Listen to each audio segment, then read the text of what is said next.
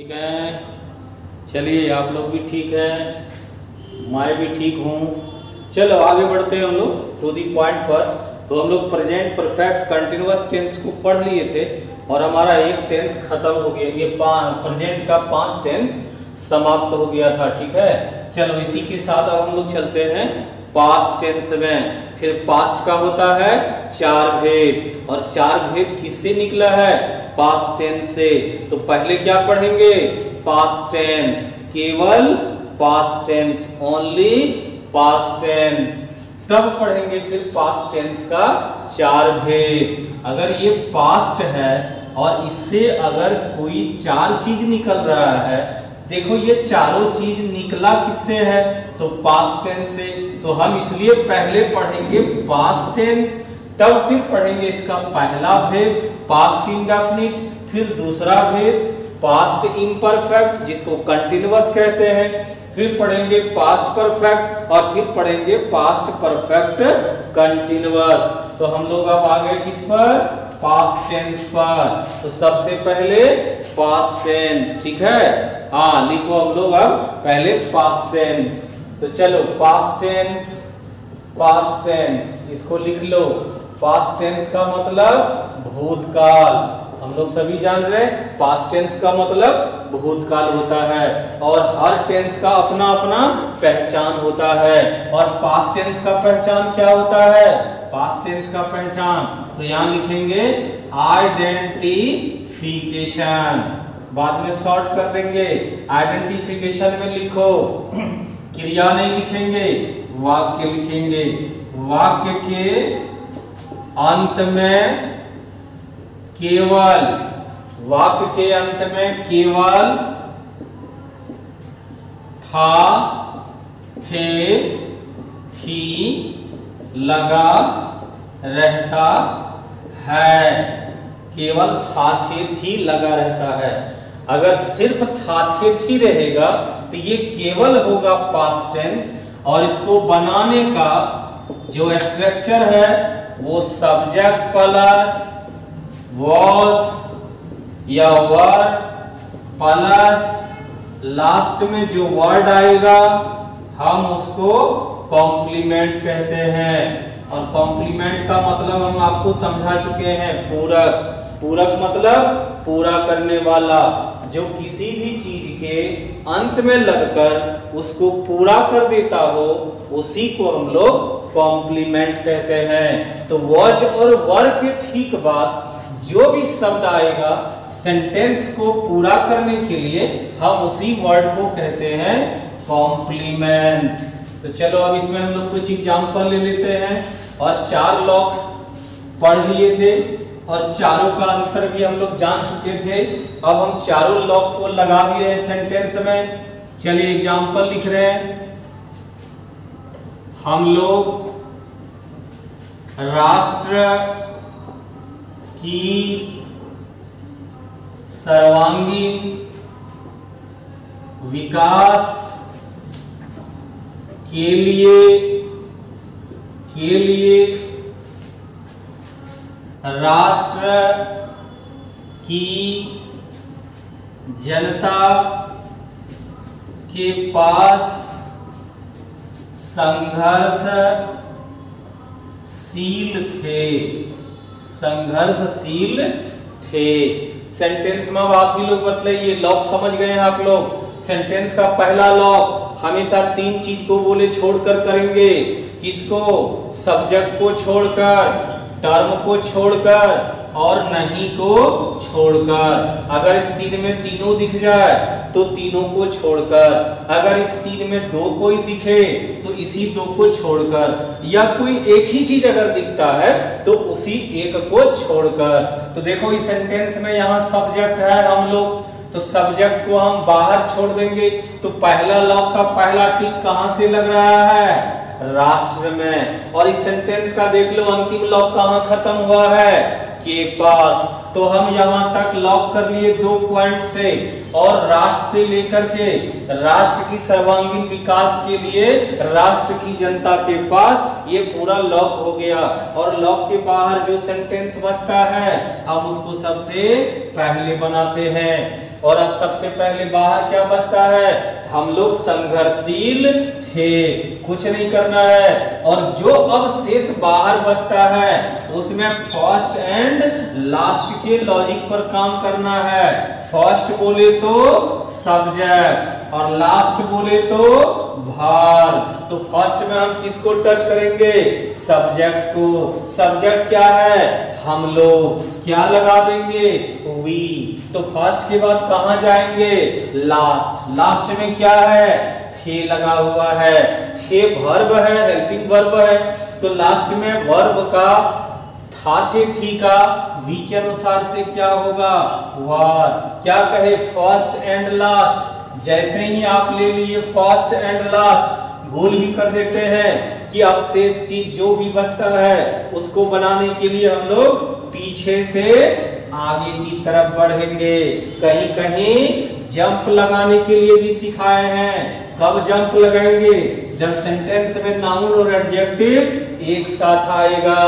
ध्यान रखना है सब। तो आगे बढ़े तो पहला वर्ड क्या मिला, संघर्षशील। इसका अंग्रेजी डाल देना है और कुछ नहीं करना है, स्ट्रगलफुल, संघर्षशील। आगे बढ़े क्या मिला, के पास, किससे हटाएंगे, टू से। इसके बाद मिला जनता। जनता का क्या लिखेंगे, पीपल या पब्लिक। फिर बगल में क्या है, की का क्या लिखेंगे, ऑफ। यहां तक आ गए। फिर यहाँ क्या है, राष्ट्र। यहाँ राष्ट्र कहने से जरा सोचो, आर्टिकल का रूल पढ़ा है। क्या कहें कि किसी भी व्यक्ति, वस्तु, स्थान, देश, किसी भी चीज का नाम लिए बिना भी अगर उसका नाम पता चल जाए तो वह खास होता है। और ऐसे हर खास चीज के पहले आर्टिकल द लगता है। आर्टिकल पढ़ने की चीज नहीं है, आर्टिकल समझने की चीज है। इसकी थ्योरी और कंसेप्ट समझा करो। रट्टा मारने से आर्टिकल नहीं होगा। रटने की सिर्फ एक ही चीज है अंग्रेजी में, और वो है वर्ड मीनिंग, जिसको हम लोग वोकैबुलरी कहते हैं। तो वोकैबुलरी में बहुत कुछ आता है। हम एंटो को, सैनो को, मतलब उल्टा शब्द को, एक शब्द के बदले अनेक शब्द को, या one word substitution, so many words for one words for so many words, ये सब जितना भी है ये सबको हम वोकैब के अंदर रखते हैं, यानी वर्ड मीनिंग में रखते हैं। आप रटने की चीज जब भी ग्रामर में करें तो आप ग्रामर में क्या रटेंगे, तो वर्ड मीनिंग रटिए। वो जितना आप रट सकते हैं उतना रटिए और उसको यूज करिए। ग्रामर को समझने की जरूरत है, इसको रट्टा नहीं मारना है। तो we were struggle for to people of. यहाँ राष्ट्र कहने से कोई भी, हम लोग हिंदुस्तानी हैं और हिंदुस्तान में रहकर हम राष्ट्र की बात अगर यहाँ कर रहे हैं, सर्वांगीण विकास की बात कर रहे हैं, तो कौन सा राष्ट्र का, भारत। जी सर, यहाँ राष्ट्र कहने से ऑटोमेटिकली हमारा राष्ट्र भारत का बोध होता है, इसीलिए हम इसके पहले आर्टिकल द लगा देंगे। जबकि यहाँ कहीं भारत शब्द नहीं आ रहा है, लेकिन इनडायरेक्टली यहाँ भारत शब्द का बोध हो रहा है, इसीलिए ऑफ के बाद लिखेंगे, ये पीपल ऑफ के बाद लिखेंगे द नेशन। ऐसे कंडीशन जहां भी आपको भी मिले आप वहां पे आर्टिकल द लगाएंगे। देखो हम लोग आप किस पर आ गए हैं, के लिए के पास। के लिए का रूल हम लोग क्या पढ़े कि के लिए के ठीक पहले का शब्द देखो, बार बार याद दिला रहे हैं। के लिए के ठीक पहले का शब्द विकास है, विकास में ना लगा दो, विकास ना। शब्द बना कि बिगड़ गया तो गुरुजी बिगड़ गया, तो जब बिगड़ गया तो वर्ब नहीं है, और जब वर्ब नहीं है तो के लिए का लॉक हम कभी टू से नहीं, तब हम इसको केवल फोर से खोलेंगे, और फोर दिए तो के लिए खत्म। के लिए के बगल में क्या है, विकास। विकास का क्या लिखेंगे, प्रोग्रेस। द बता रहे हैं यहाँ क्यों लग रहा है, फॉर द प्रोग्रेस। और सर्वांगीण विकास है, इसका लिखेंगे फॉर ऑल अराउंड डेवलपमेंट।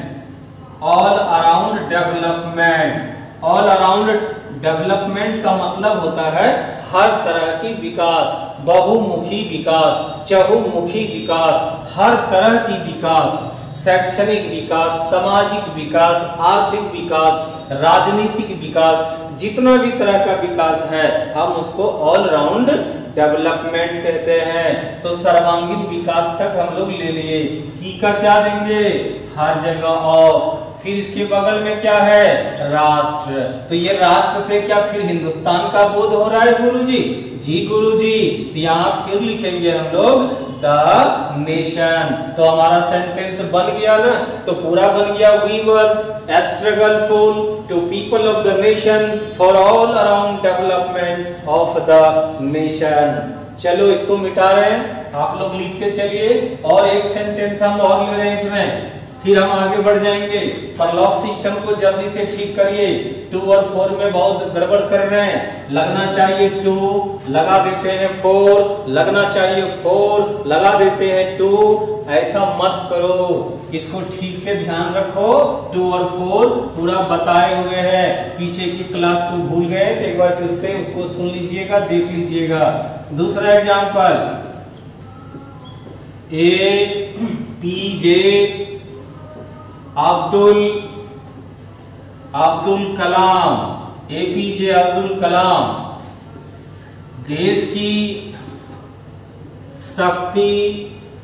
देश की शक्ति को बढ़ाने के लिए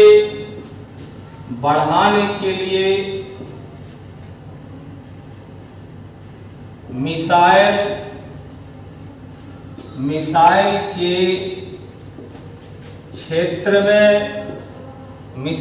क्षेत्र में बहुत सारे महान कार्य करने के लिए जागरूक थे।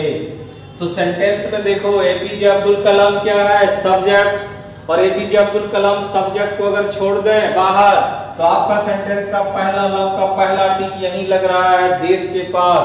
और सेंटेंस का सबसे अंतिम लव देखो खत्म यहाँ हो गया। तो 2 टिक के अंदर जितना भी सेंटेंस आया लव है, पहले हम बाहर बनाएंगे। और बाहर में भी बनाने के लिए हमको ये लॉजिक लगाना है, फर्स्ट एंड लास्ट, जिसमें फर्स्ट में किसको टच करना है? सब्जेक्ट को लेना है। यहाँ गोल कर दिए, ये आपका सब्जेक्ट हो गया। और लास्ट में यहाँ क्या है? वर्ब थे है। तो सबसे पहले लिखेंगे APJ Abdul Kalam, APJ Abdul Kalam, APJ Abdul Kalam. अब थे का क्या ले लेंगे यहाँ? वॉच।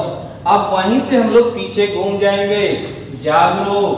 तो जागरूक का कॉन्शियस होता है, जागरूक बन गया। आगे बढ़ेंगे के लिए के ठीक पहले देखो कार्य करने, ने हटा के ना लगा दो।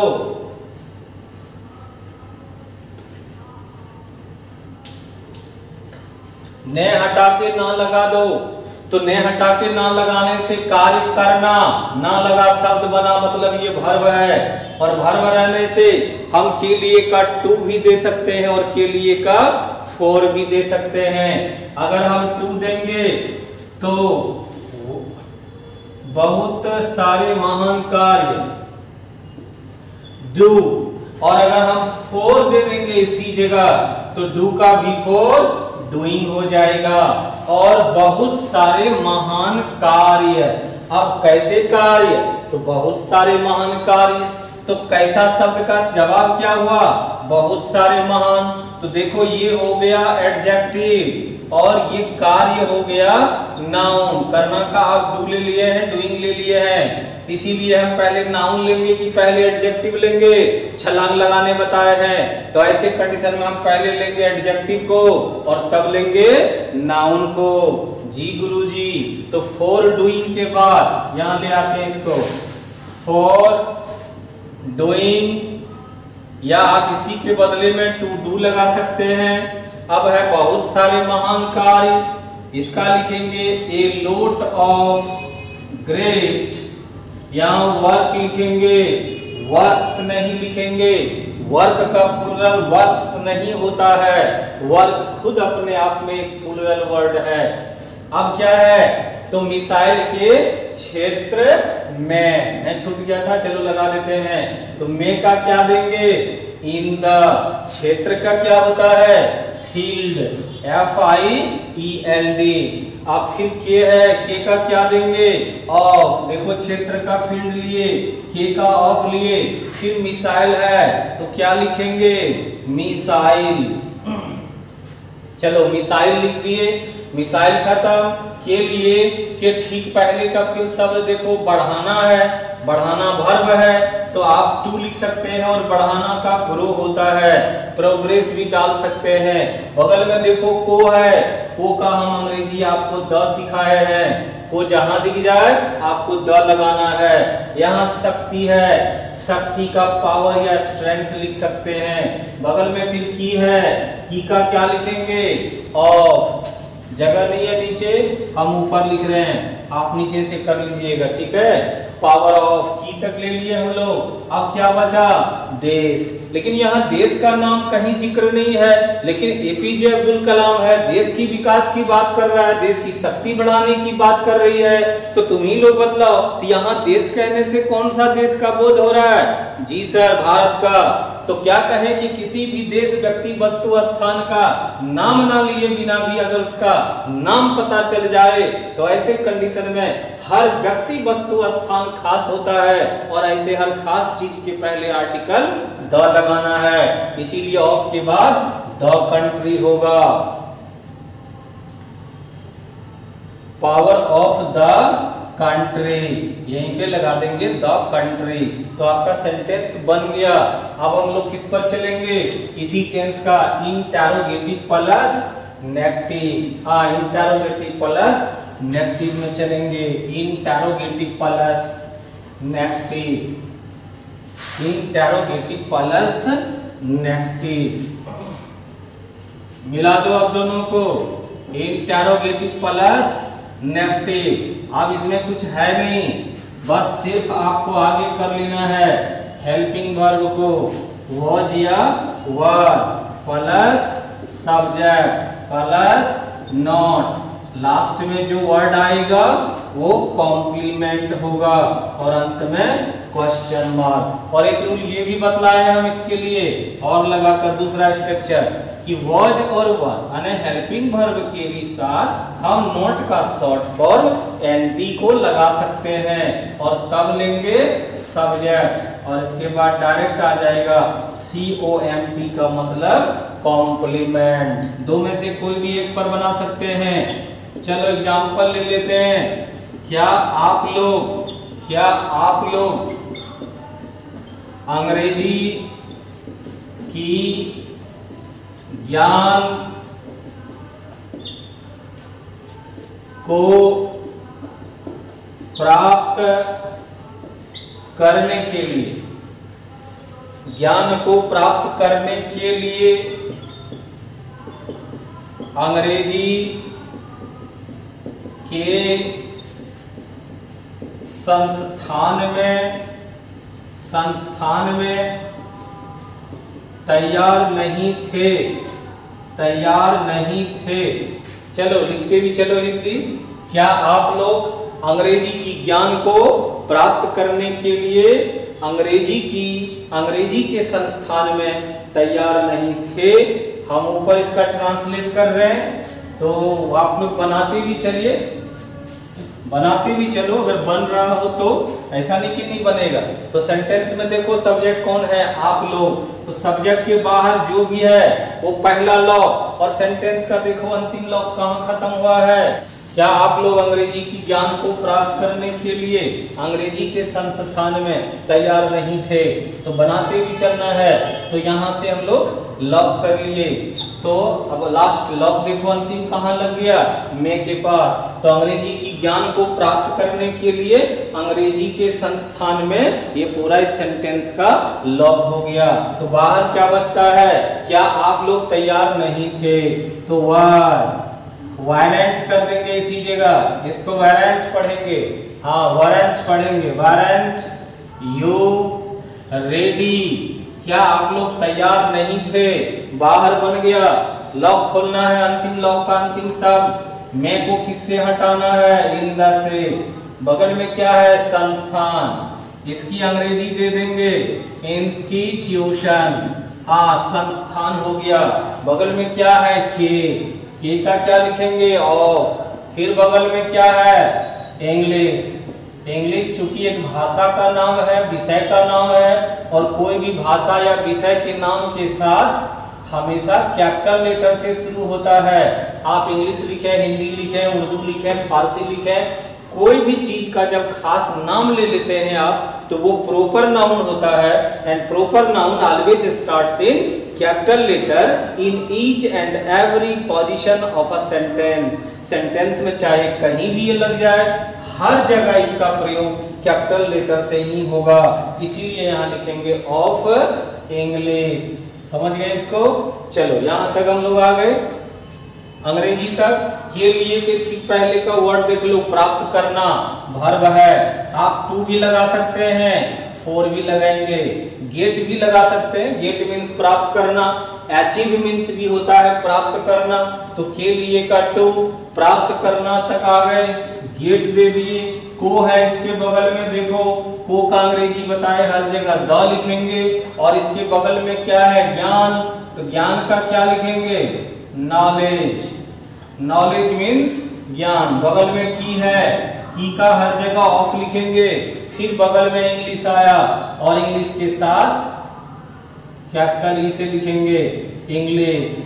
हाँ गुरुजी क्वेश्चन मार्क देंगे, लेकिन यहाँ इंग्लिश के पहले आप कभी भूल से भी आर्टिकल द नहीं लगाएंगे, क्योंकि इंग्लिश एक भाषा का नाम है। हम भाषा के नाम को, कोई भी भाषा को गिन नहीं सकते, और जिनको हम गिन नहीं सकते वो अनकाउंटेबल नाउन होता है। और जितना भी अनकाउंटेबल नाउन होता है, सिंपल और सामान्य कंडीशन में किसी भी अनकाउंटेबल नाउन के पहले आर्टिकल द नहीं लगता है। एक बात ध्यान रखना, हमने ये नहीं कहा कि अनकाउंटेबल नाउन के पहले आर्टिकल नहीं लगता है द।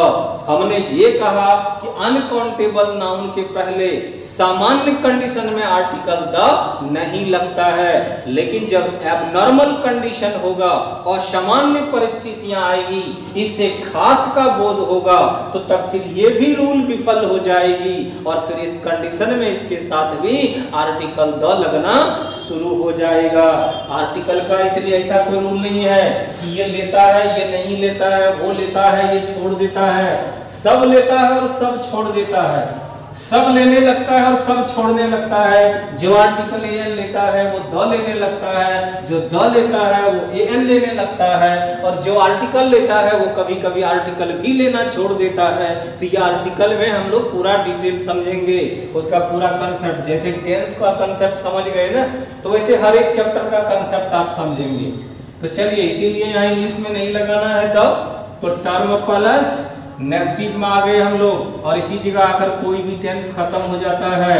तो टर्म में हम क्या कहे थे आप लोग को कि आप जिस टेंस को पढ़ रहे हैं, इस टेंस का ही जो आप इंटरोगेटिव प्लस नेगेटिव का स्ट्रक्चर लिखे थे, आप उसी सेम स्ट्रक्चर को उतार दीजिएगा और शुरू में सिर्फ लगा देंगे टर्म, तो ऑटोमेटिकली ये बदलकर बन जाएगा, इंटरोगेटिव नेगेटिव से बदलकर बन जाएगा टर्म प्लस नेगेटिव। तो टर्म के बाद हेल्पिंग वर्ब वाज या वर प्लस नॉट का शॉर्ट फॉर्म एंटी, फिर सब्जेक्ट और प्लस लास्ट में कॉम्प्लीमेंट। ठीक है, चलो नोट ऑफ इंटरोगेशन दे दो। चलो एक सेंटेंस ले लेते हैं, लिखते भी चलिए, पढ़ते भी चलिए, समझते भी चलिए। घर में एक बार इसको आराम से सबको नोट करते चलो। और ध्यान रखना 11th के बच्चे और 12th के भी बच्चे जो भी पढ़ रहे हैं ऑनलाइन, ठीक है, हाँ कुछ दिन के बाद, अभी तो नहीं लेकिन बहुत जल्दी कुछ दिन के बाद आपका क्लासेस यहाँ समाप्त होने से पहले हम आपको ऑनलाइन ही PDF डालते जाएंगे नोट्स का, टोटल ग्रामर का नोट्स जो हम अपने से बनाए हुए हैं, कंप्यूटराइज किया हुआ एक बुक के तरह है, कलरफुल है, आप उसको निकाल सकते हैं। और उस नोट्स को लेने के लिए बस थोड़ी सी जो मेहनत है वो थोड़ा सा आपको उसमें पे करके आप उसको ले लीजिएगा, बहुत कम चार्जेज है। और वही किताब अगर खरीदिएगा तो आपको 200, 250, 300, 400, 500 तक लग सकता है, लेकिन वहाँ आपको बहुत कम चार्ज में आप कहीं से भी प्रिंट आउट करा सकते हैं अपने मोबाइल में। PDF वो डाल देंगे हम, और आपको लग रहा है कि कुछ नहीं लिखे, नोट ठीक से नहीं कर पाए, अच्छा से लिखा हुआ हो, सीरियल से हो, तो सीरियल बना करके हम उसको PDF डाल देंगे और वो नोट्स पर डाला रहेगा। नोट्स पर जाकर के उसको आप ले सकते हैं। और उसमें अभी फिलहाल लिखे हैं नोट्स विल बी अवेलेबल सून, अभी उस पर डाले नहीं है, धीरे धीरे डलाते जाएगा। तो नोट्स वहां से आप लोग एक बुक बनवा लेंगे उसको निकाल के, ठीक है। चलो टर्म प्लस नेगेटिव का एग्जांपल ले लेते हैं। वह कैसी थी, वह कैसी थी, छोटा वाक्य भी बनाना है, तो हाउ वॉज सी, वह कैसी थी। दूसरा वाक्य, वह क्यों नहीं जीवन की पथ पर संघर्ष करने के लिए, जीवन की पथ पर संघर्ष करने के लिए तुम्हारे पास चिंतित थी। सेंटेंस में देखो, ये सब्जेक्ट है, ये टर्म है और ये नहीं है। क्या कहें कि सेंटेंस में अगर तीनों चीज आ गया, टर्म भी आ जाए, सब्जेक्ट भी आ जाए और नहीं भी आ जाए, तो हम ये तीनों को छोड़कर सेंटेंस का पहला लॉक का पहला टिक करेंगे। तो पहला टिक देखो यहाँ लग रहा है जीवन के पास, और सेंटेंस का सबसे अंतिम लॉक खत्म हो रहा है इस जगह, और कहीं कोई लॉक नहीं है। तो बाहर क्या बचा, वह क्यों नहीं चिंतित थी। तो जिसमें हम सबसे पहले किसको टच करेंगे, टर्म को। टर्म क्या है, वाई। तो वाई के बाद, टर्म के बाद क्या लेता है, हेल्पिंग वर्ब। तो यहाँ वह का सी है, सी क्या लेगा, था थी का वॉज लेगा। तो वॉज लगाकर यहीं पे आप एंट्री कर सकते हैं और तब लिखेंगे सी। आपका बाहर बना और एक ही वर्ड अब बाहर बचता है, चिंतित। चिंतित का अंग्रेजी लिखेंगे वरीड। हाँ सर, एंग्सस भी लिख सकते हैं। एंग्सस का मीन्स होता है परेशान। नहीं, ऑपरेस नहीं लिख सकते। ये जो आप ऑपरेस बोले, OPPRESS, ऑपरेस नहीं लिख सकते यहाँ पे, क्योंकि ऑपरेस का मतलब होता है चिंता, तंग करना, परेशान करना। और यहाँ चिंतित है, चिंतित अलग शब्द है, परेशान करना या फिर सताना या अलग वर्ड है, ठीक है, इसीलिए वो नहीं लिखेंगे। एंग्सस लिख सकते हैं, वरीड लिख सकते हैं। तो चिंतित खत्म। पास का लॉक क्या बताए, टू। अब टू के बाद क्या है, तुम्हारे। तो ध्यान रखना, यहाँ योर नहीं लिख दीजिएगा, यहाँ यू लिखेंगे।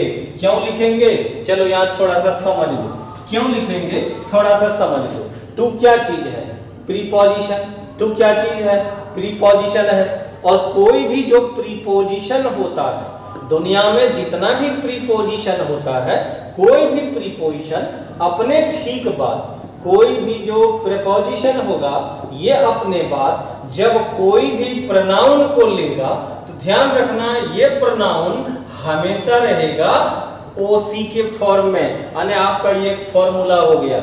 प्रीपोजिशन अपने बाद जब कोई प्रोनाउन लेगा तो ये प्रोनाउन हमेशा किस फॉर्म में रहेगा, ओसी फॉर्म में। ओसी मतलब ऑब्जेक्टिव केस। थोड़ा सा देख लो, आई, माई और मी, ये हो गया सब्जेक्टिव केस, ये हो गया पॉजेसिव केस और ये हो गया ऑब्जेक्टिव केस। उसी तरह से यू, और फिर ये हो गया योर, और फिर हो गया यू। तो प्रीपोजिशन अपने बाद अगर किसी प्रोनाउन को लेता है तो उसका फॉर्म रहता है ऑब्जेक्ट फॉर्म। तुम जब पढ़ने आते हो तो जैसे ही स्कूल, कॉलेज, कोचिंग संस्थान आते हो तो तुम्हारा एक ही फॉर्म होता है, एक ही नाम होता है, स्टूडेंट। तो उसका फॉर्म अलग है, इसीलिए यू यहाँ पे योर जो है ना वो पीसी हो जाता है, पॉजेसिव केस पढ़िएगा आगे ऐसे पॉजेसिव केस चैप्टर में जब जाएंगे हम लोग तो केस में पढ़ेंगे, इसीलिए टू योर नहीं लिखेंगे, यहाँ टू यू लिखेंगे। तुम्हारे पास यहाँ तक खत्म। के लिए का हम टू और फोर दोनों दे सकते हैं, क्योंकि बगल में देखो वर्ड क्या है, संघर्ष करना। संघर्ष करना वर्ड वर्ब है, इसीलिए अगर हम टू देंगे तो स्ट्रगल लिखेंगे, और अगर हम फोर देंगे तो स्ट्रगलिंग लिखेंगे। अब कहाँ आ गए, ऑन में, तो पर का क्या लिखते हैं, ऑन द। बगल में क्या है, पथ। पथ का अंग्रेजी क्या बताए हैं, पाथ लिखते हैं। बगल में क्या है, की का क्या देंगे, ऑफ। फिर क्या है, जीवन, तो जीवन का क्या देंगे, लाइफ। और अंत में क्या करेंगे, क्वेश्चन मार्क। तो पूरा बन गया, why wasn't she worried to you to struggle on the path of life। यहाँ पे टेंस खत्म हुआ। अगले दिन फिर हम लोग इसका पहला जो काइंड्स है, भेद है, पास्ट इंडेफिनिट, जिसको हम लोग सिंपल पास्ट कहते हैं, फिर वो पढ़ेंगे। ठीक है, यहीं तक रखते हैं। और इसी के साथ जय हिंद जय भारत। लेकिन हम आप लोग को ये कहे थे कि लोड थोड़ा सा बढ़ाएंगे, आज से कुछ 5-6 करके दे रहे हैं, आप लोग याद करते चलिएगा, 11th वाले खास करके, और जो 12th के बच्चे हैं वो तो याद करेंगे ही। 11th वाले नया बैच 2020 से 22 का सेशन, आप लोग ये सबको यहाँ लिख देते हैं, इसको आइडियम्स एंड फ्रेजेज। हाँ, ये लोकोक्तियां होती है, फ्रेज होता है, फ्रेज में अर्थ बदल जाता है। आइडियम्स एंड फ्रेजेज कहावतें हैं बहुत सारे, इसी को हिंदी में कहावतें कहते हैं। तो चलो ये सब जो कुछ है वो हम लिखाते जा रहे हैं, और ये सब बोलचाल में लिखने में हर जगह आपको काम आते रहेगा। जैसे लिखेंगे एन एप्पल ऑफ आईज बराबर आंखों का तारा, मतलब बहुत दुलारा। ये अर्थ में हम लोग याद रखेंगे, एन एप्पल ऑफ आईज, आंखों का तारा या बहुत दुलारा। हाँ, दूसरा लिखेंगे एन एप्पल ऑफ डिस्कॉर्ड। इसका मीन्स होता है झगड़े या आफत की वस्तु, झगड़े या आफत की वस्तु। गले की घंटी भी बोल सकते हैं, एन एप्पल ऑफ डिस्कॉर्ड, गले की घंटी, झगड़े की वस्तु, आफत की। ये थोड़ा बदल देते हैं, एन अपॉन डोरा बॉक्स, इसको भी कह सकते हैं आफत की पुड़िया, आफत की पुड़िया। हाँ, आफत की पुड़िया, एन अपॉन डोरा बॉक्स, आफत की पुड़िया। ठीक है, लिखो ABC लिखेंगे, साधारण ज्ञान, साधारण ज्ञान, ABC साधारण ज्ञान।